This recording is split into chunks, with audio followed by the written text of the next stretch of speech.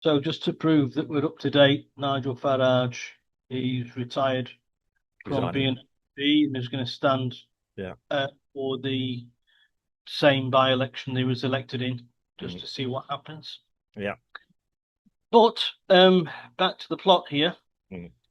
Continuing on, I suppose, from the podcasts of last week about being, if not economical with the truth, the outright lying by the British press about the conflict between Russia and Ukraine. The legacy media in the UK, it seems that calling it legacy has come into fashion now. It Yeah. used to be called the mainstream press or the mainstream media when I was a boy. Yeah. But anyway, they claimed that Putin was desperate, that Russian troops were being killed on such a scale that the Ruskies had lost count, and that Ukraine weren't were advancing in their battles on the ground Mm. against the Russian troops. None of this appears to be true. None of it. Uh, what I found out by looking at the press recently, which is being banned in the UK, by the way, soon to be along with social media platforms, is that Ukraine is refusing to receive their dead soldiers back from battle. This means so the Russians have been trying to Yeah. repatriate Yeah. the Ukrainian dead soldiers, but Yeah. Ukraine doesn't. This means that they can't officially be counted in the statistics of fatalities in battle, and it makes the Ukrainian army look like they aren't suffering any losses. You know.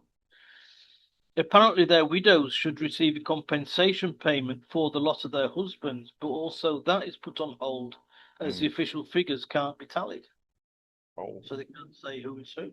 Mm.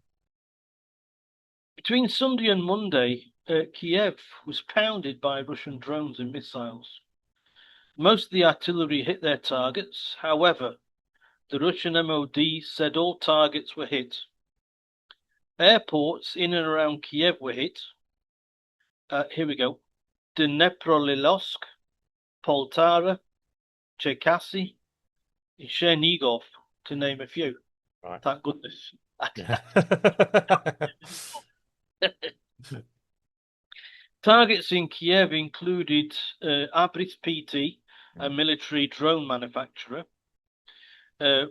Brevestik, a radio maker for UAVs, UKR Ammo Tech, they make military armed vehicles and missile warheads, the Rybalski, the Peninsula Forge, a shipyard making naval drones, and Quantum, a maker of components for Neptune missiles.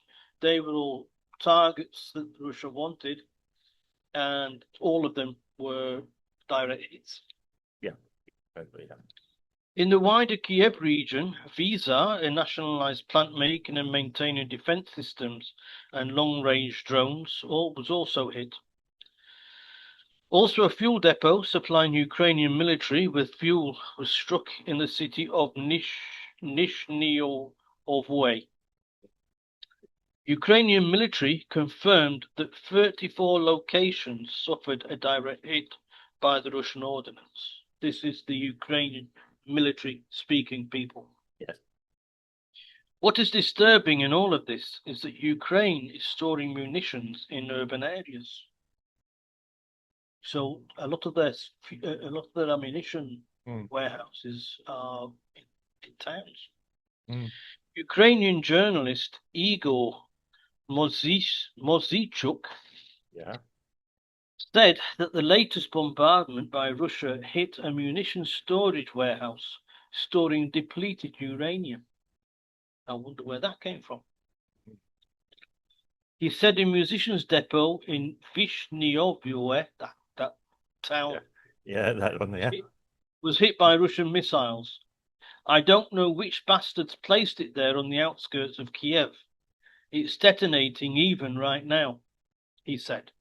The depot contained cluster munitions and shells with depleted uranium warheads, Mm. amplifying their explosions. He said Zelensky's silent, the defense ministry advisors are silent, they're keeping quiet about the situation. residents have been ordered to stay indoors and close all the windows. Mm. So when the Ukrainians are saying the Russians are targeting urban areas, Mm. that's where all the ammunition storage units are, in urban areas. And when you have secondary explosions because they're storing uh, depleted uranium and cluster bombs, Yeah. they are going to affect the surrounding area. And that is what the Ukraine is putting on the TV, Mm. saying that Russians have been hitting buildings and apartment blocks and things like that, you know. So this is what has been happening in Ukraine between Sunday and Monday. Mm. It's not me saying this. No, no. It's the Russian MOD, the Ukrainian MOD, and a Ukrainian journalist with his feet on the ground, where Mm. it's all going down. There you are. That's R- just another way of saying people don't, don't just look at British press. They're Well, keeping, they're not, they're not being told the truth. well, even deliberately or undeliberately, yeah, we're not totally yeah, we don't really know what's going on. But the theatre of war is a funny thing. I mean, yeah. I mean, even today I watched the live broadcast by the the aforementioned Nigel Farage, who said Putin is a big risk and everything else. It's a narrative that's being pushed out or pumped out by a lot of legacy and mainstream people. Um, it's um right. I'm going to make an historical reference about wartime. When I was growing up, I used to spend a lot of time around East End of London, literally East Ham, Glasgow, all around there. Yeah. And there was one strange building that looked like an underground station. Yeah. But underneath this flag, it was a mock, and they actually had a munitions, um, I think, factory underneath it. Yeah, I can picture it now, and I know where it is. Coming down from Manor Park onwards, not Manor Park, East Ham, East Ham. Um, yeah, around Dagenham area, East Ham area. So yeah, and yeah, apparently underneath it, it actually had a munitions factory in the middle of a suburban area, but it wasn't known about until sometime after the war. Um, but yeah, the fact that the Russians probably know about a lot of these things because either they've got um, active agents on the ground, or there could be legacy from their time there, or when they were overseeing or actually in charge of the area, or um, yeah, the good intel, or they're very good with satellites, or very good with air reconnaissance. They know what's going down. Um, Plus the fact, yeah, it's not that difficult to find out a factory and what they do. Um, it will be interesting if any of these assets being hit or these places being hit are owned by Americans or Western European companies, which is possible. Forgetting other allies or maybe of Ukraine. Um, so yeah, this targeting of civilian areas. Now, if it was a complete blitz, to want a better term for it, of Ukraine, I think it would be all over the media. Yeah, we'd be seeing all sorts of images um, that want AI generated. Um, so I don't think there's a whole scale um, bombing raids being done necessarily by the Russians, and they wouldn't do it anyway. It takes a lot of resources to do it, and it would achieve very, very little.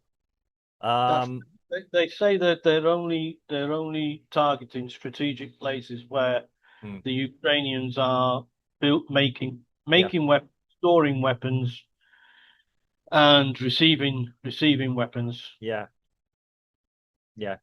So, um, so yeah, the storage dumps, yeah, or storage facilities. Well, I wouldn't call them dumps, but No, I no, that used to be I'd the term, call but yeah, them storage units. yeah.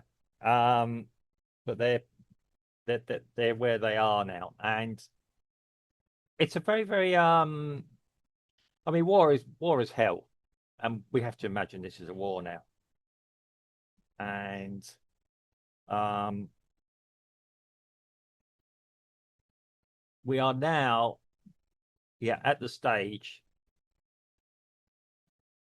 where um, the war, yeah, the war has now taken a new turning, and maybe it would sound to me it's almost like an admittance that Russia have free range over the airspace above Kiev. The Yeah, it fact they're does. able, It yeah, does. One of the other bombing raids mm, took out a lot of the air defense systems. yeah, I'm not talking about, what's happening on the ground. I'm talking about what's being pushed by the press yeah, yeah, and the difference between the press on the British side, yeah, what's being published in the UK, mm, and what's being published on the other side of that wall, if you like. yeah. You know, But that's it isn't just I go to Russian press, no, and just, you know, I'm no fan of Putin, I'm no fan no, of no, Zelensky, no, and I'm certainly no fan of Starmer. yeah. But, you know, Between uh, that'll be interesting. The NATO conference today and tomorrow. Yeah, but the point I'm making is if you're saying Ukraine are winning, well, winning sides don't necessarily will by necessity be able to protect their own assets. I would believe. Maybe some military person could tell me that I'm wrong. Yes, I, like you say, see what gets said at this conference that's coming up, and we'll wait and see what's what's proved in the future.